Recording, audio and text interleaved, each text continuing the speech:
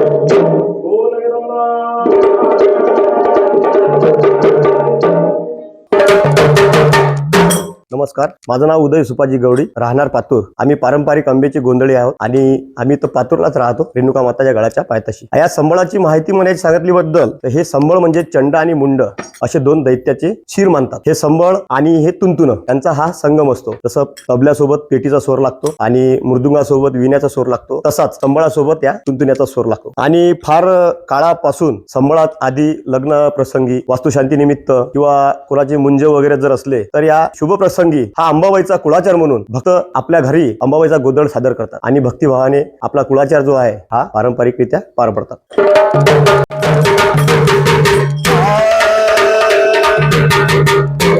गणराया लवकर येई गणराया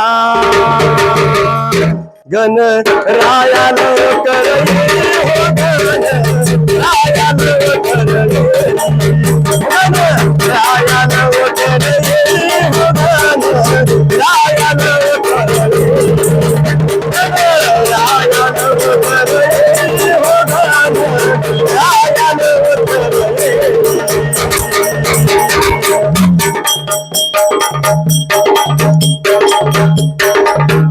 एक जावी हो सकराची, एक जावी हो सकराची, एक जावी हो सकराची,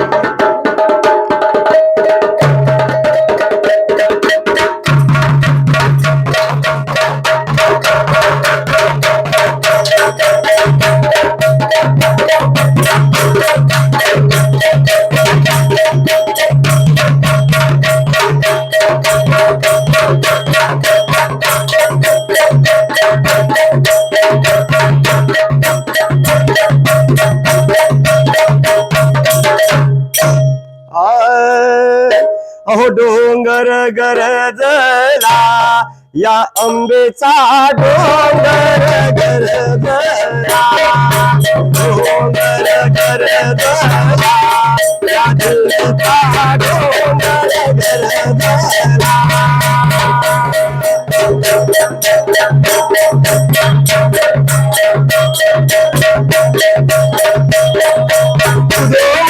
बोला हो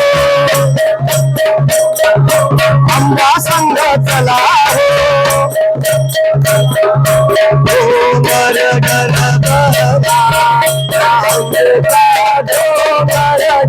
गरजला, डोंगर गरजला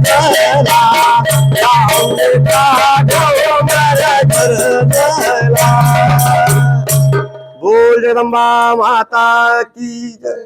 फार वर्षापूर्वी महाराज या पृथ्वी तलावर चंड आणि मुंड असे दोन दैत्य मातले होते. त्या चंड आणि मुंडाचा संहार करण्यासाठी आई जगदंबेने चंडिकेचं रूप धारण केलं आणि चंडिकेचं रूप धारण केल्यानंतर चंड आणि मुंड अशा दोन दैत्यासोबत माता चंडिकेचं युद्ध झालं. त्या युद्धामध्ये महाराज चंड आणि मुंड हे पराभूत झाले, पण पराभूत झाल्यानंतर चंड आणि मुंडाच्या शिरांना काही मुक्ती मिळत नव्हती.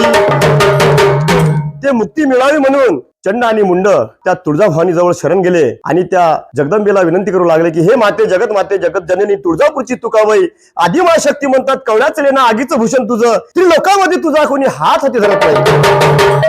तुझ्या हाताने आमचा वध झाला मावले, पण आम्हाला काही मुक्ती मिळत नाही. मुक्ती मिळावी म्हणून आम्हाला काहीतरी युक्ती सुचवावी. म्हणून तुळजापूरच्या तुकाबाईनं आशीर्वादाचा हात ठेवला त्या दोन दैत्याच्या शिरावरती आणि आशीर्वाद काय दिला बरं की चंड आणि मुंड जोपर्यंत चंद्र आणि सूर्य राहतील तुमच्या दोघं शिराचे मी हे संबळ बनवते. आणि ते संबळ चंड आणि मुंडाचे सर्वप्रथम ते भैरवनाथानं आपल्या गळ्यामध्ये घातले आणि 33 कोटी देव मिळून आई अंबाबाईचा गोंधळ घातला. म्हणून गोंधळी काय म्हणतात महाराज, आम्ही गोंधळी गोंधळी आम्ही अंबेचे गोंधळी, नाचू अंबेच्या रावडी अंबेच्या रावडी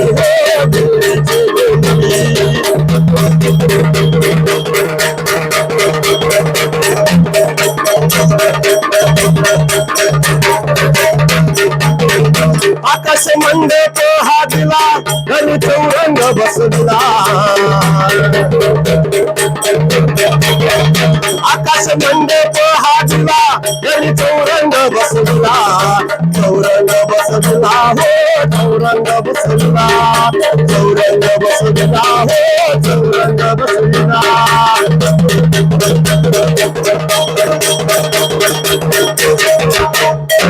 अशा प्रकारे महाराज या तुळजापूरच्या तुकाबाईचा गोंधळ हा घरोघरी घालत होते. सर्वप्रथम गोंधळ घातला त्या 33 कोटी देवांनी, दुसरा गोंधळ घातला त्या रामचंद्रानी, तिसरा गोंधळ घातला आपल्या छत्रपती शिवरायांनी. शिवराय जेव्हा मोहीमेवर जात आई जगदंबेचा गोंधळ घालून त्या गोंधळामध्ये तुळजाभवानीनं दैत्यासोबत कशी युद्ध केले त्याची प्रेरणा घेऊन शिवाजी महाराज हे मोगलावर आक्रमण करत होते. आणि तिथून आता हे गोंधळाची प्रथा चालू आहे महाराज. कोणी कोणी भक्त आपला कुळाचार म्हणून आई अंबाबाईचा गोंधळ घालतात. आणि हे गोंधळ कुठे कुठे होतात बरं? गोंधळ होतात तुळजापूरच्या तुकाबाईला, गोंधळ होतात माहुरगडच्या रेणुकीला, गोंधळ होतात वणीच्या त्या सप्तशृंगीला, राहिले सुईले गोंधळ होतात भोळ्या भक्ताच्या घरास कारंजीला. पण गोंधळामध्ये छत्रपती शिवरायाच्या मोहिमेत जे बहिर्जी नाईक होते त्यांनी गोंधळाची जे करपल्लवी भाषा आहे ती भाषा उदयास आणली.